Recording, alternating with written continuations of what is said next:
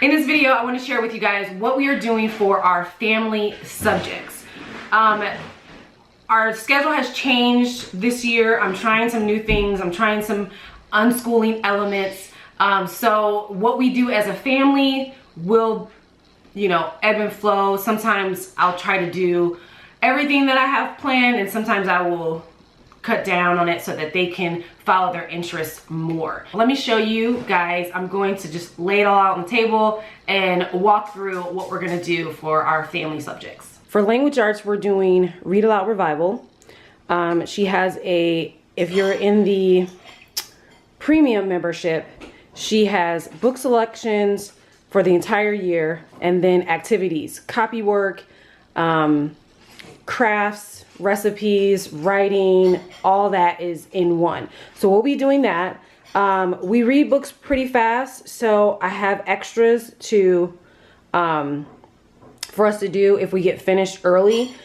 So what I also wanted to incorporate is writing, and the writing revolution, which my sister, she's a public school teacher, kind of is coaching us on.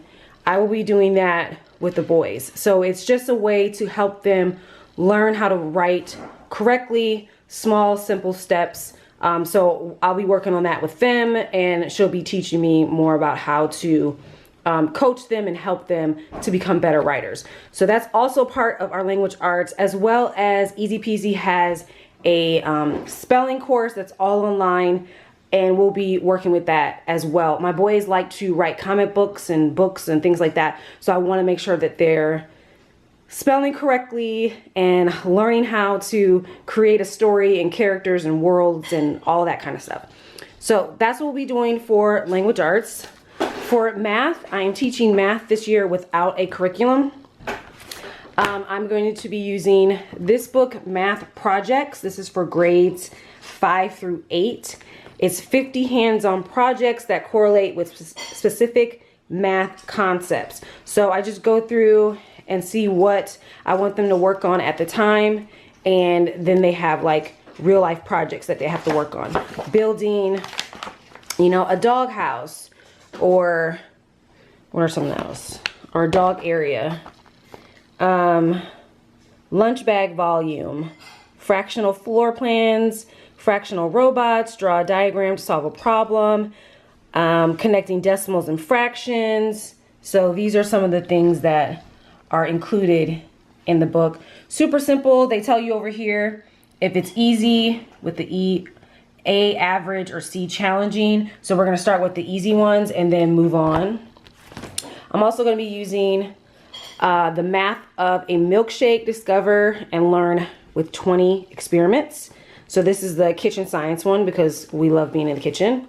And then this is the math art drawing games. I think I shared this already on Instagram, but it's just different math projects that they can do. So like pattern block cookies, and then it tells you over here what math is included in that project. And this has been really fun. So we've already started this, and the boys really like that. So they want more hands-on. So we'll see this. If there are particular areas that we need to do more work on, I have no problem pulling out worksheets and getting more practice that way. But for now, this seems to be working for us. So that's math. And then history, we're going to continue with the Story of the World, Volume 2. We started last year. We didn't get to finish. I added... We had this last year as well, both of these. The history timeline, and then famous figures. This is really fun where you can come in and cut them out and use the brads to put them together, and they move. And you can act out parts of the story. So the boys really like that. They do that. And then our timeline that we're working on. So I went online. I don't remember where I found the map. But there was a website that had the little stickers that you could print out on your own. And so I got those stickers, and then we placed them in here. I think the next time we go through this, I might want to write more in here. But for now, just placing the stickers down and talking about our lesson is good enough. So we're going to continue doing that. They really love the story of the world. And then we're going to continue with the road trip. So the Road Trip USA, I bought this when my daughter was in, oh my gosh, I don't even know, maybe 4th grade. She's already graduated from Confessions of a Homeschooler, and we never got through it. So I'm like, you know what, let me just try this with the boys and see if they like it. We're not going to spend as much time on every state unless there's a particular one they want to dive deeper in, but we're kind of just like breezing through this and just making some connections that we can. And with that, I got the 50 Maps of the World activity book, the national parks, and then the 50 states that goes with this beautiful book. I really love this book. I waited way too long to get this book. I should have got this when my daughter was doing it. But we love this book. It's so pretty, so much information. Even the curriculum gives you information and links and videos, and so we found some really cool things by clicking on those links, and the boys have like new favorites from using that, so I'm really excited about that. This goes over people and events and places and key facts down here, which I really love, and we add all that into our notebook right here. So yeah, this has been a great addition.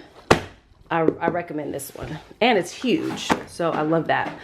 And then the last thing that we're doing together is our Spanish. So the reason we're doing this together is because this is from Talkbox Mom, and her language study is for the entire family. I guess you could just use it with the kids, but I think the success of her program is making it a family ordeal, like a family activity together. So we're gonna learn Spanish. My daughter, I got her the German one because she's already been studying German for years.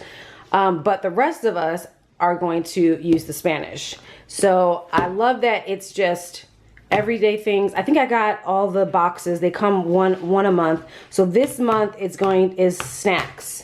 So we're asking each other, are you hungry? What snack do you want?